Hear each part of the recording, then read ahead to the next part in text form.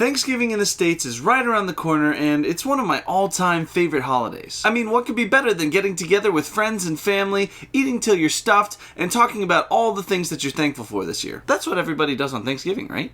Anyways, speaking of things I'm thankful for, I wanted to say that if you're watching this, I'm thankful for you. I know I'm new to the YouTube space and I'm just trying to figure out how to be better in each video, but I truly couldn't do this without my awesome subscribers, so thank you. And as a token of my gratitude, I'm not just gonna give you a tasting flight today, I'm giving you the whole menu. So, if you want some ideas to bring to the table this year that'll turn this holiday into a Gamesgiving, then might I suggest?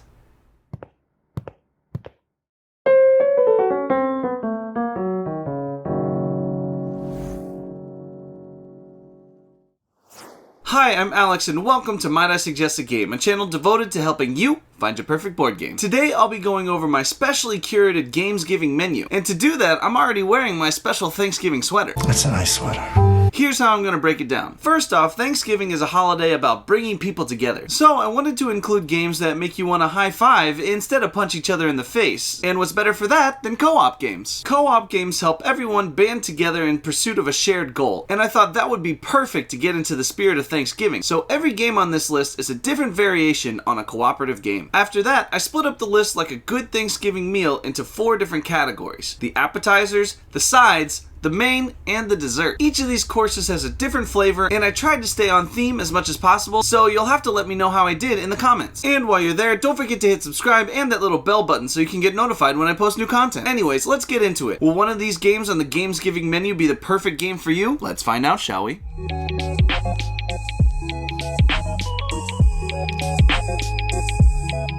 For the appetizer course, I thought I'd go for something light, quick, and very tasty that'll get you in the mood to collaborate later on. So I chose The Crew, Quest for Planet 9. Now, I've talked about The Crew before on my channel, so if you want to see my thoughts on one of my favorite co-op games out there, then hit the link to my previous video up here.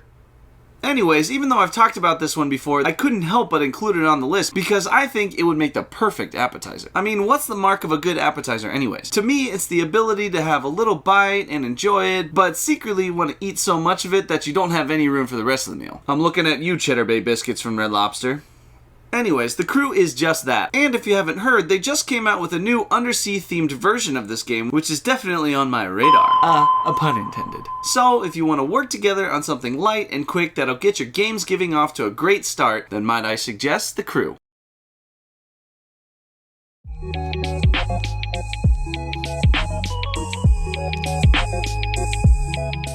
Next up is the all-important Thanksgiving course and my personal favorite, the sides. Now, I know everyone has their own sides that their family makes every year, so I just tried to categorize them as best I could and match up a co-op game that I thought would fit. If you don't find your favorite side on here, don't worry. Drop it below in the comments and let me know what game you think represents it best. Anyways, I'm just gonna go through these bad boys rapid fire style, so hold on to your butts. Hold on to your butts. Let's get into it before these sides and these takes get cold.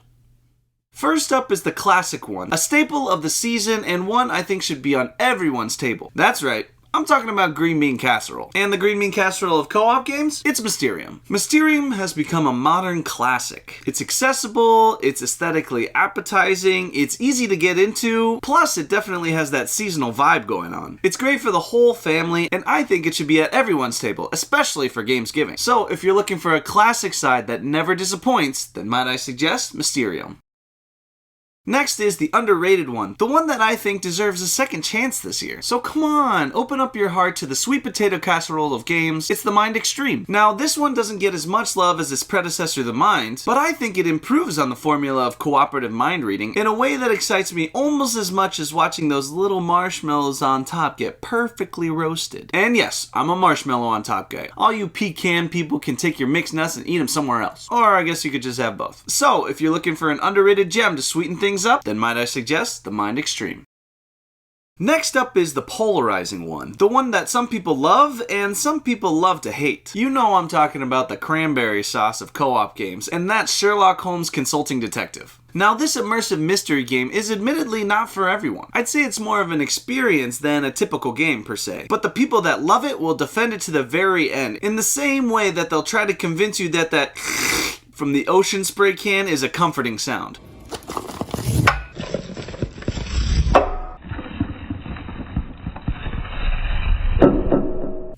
I don't think I like that. Anyways, if you want to throw your opinion in the ring for a game that gamers seem to have a lot of opinions about, then might I suggest Sherlock Holmes Consulting Detective. Next up is one that, even though it's super tasty, it really only comes out once a year. I'm talking about stuffing, and the stuffing of co-op games for me is Horrified. Horrified is a great co-op game. It's super balanced, it's got great replayability, but because of the theme, I really only get this to the table when I'm feeling in a spooky mood. Did somebody say spooky? Which admittedly is not that often. Is it a tasty game? Yes. Would I partake in it if someone else brought it to the table? Absolutely. But for some reason, Horrified, like my secret love for box stuffing, really only gets out once a year. So if you're looking for the item that's perfect for a very specific time in the year, then might I suggest Horrified. And lastly is that quintessential item that people would honestly be mad if I didn't include in the list. It's mashed potatoes, and on this list, the mashed potatoes of co-op games is Pandemic. Pandemic is kind of the one that started it all. It's got that essential co-op game formula that many games have tried to imitate or improve upon. And just like mashed potatoes, there's a bunch of different versions for people with different tastes. Maybe you like it with a little garlic butter or with some fancy add-ins. No matter how you scoop it though, Pandemic is still that staple that you can always count on. I mean, when was the last time that mashed potatoes did you wrong? So if you were about to write me an angry comment about how I didn't include mashed potatoes or Pandemic, then might I suggest Pandemic. Alright, the appetizer's gone, the sides are on the table, so you know what time it is. It's turkey time!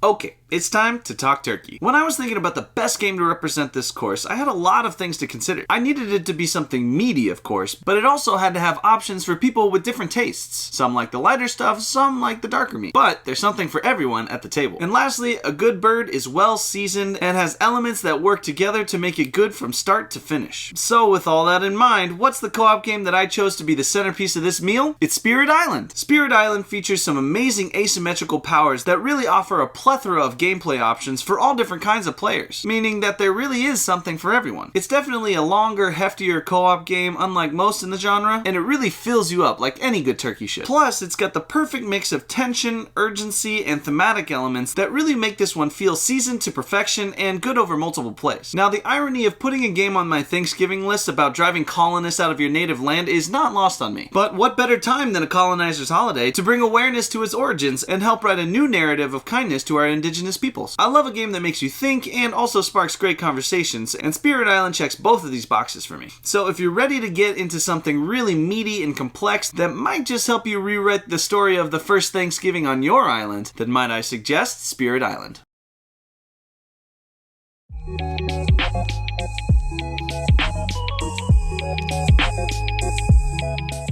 And last but not least, we have dessert. Every time I get to the spot in the meal, I always think to myself, do I even have any room left? Okay, maybe just one slice. So with that in mind, I had to go with the super fun co-op party game Just One. Just One is great for the whole family, and unlike most hidden word party games, you're all on the same team helping each other figure it out. It's super easy to pick up, but it requires just enough brain power to make sure you don't fall asleep after that tryptophan hits.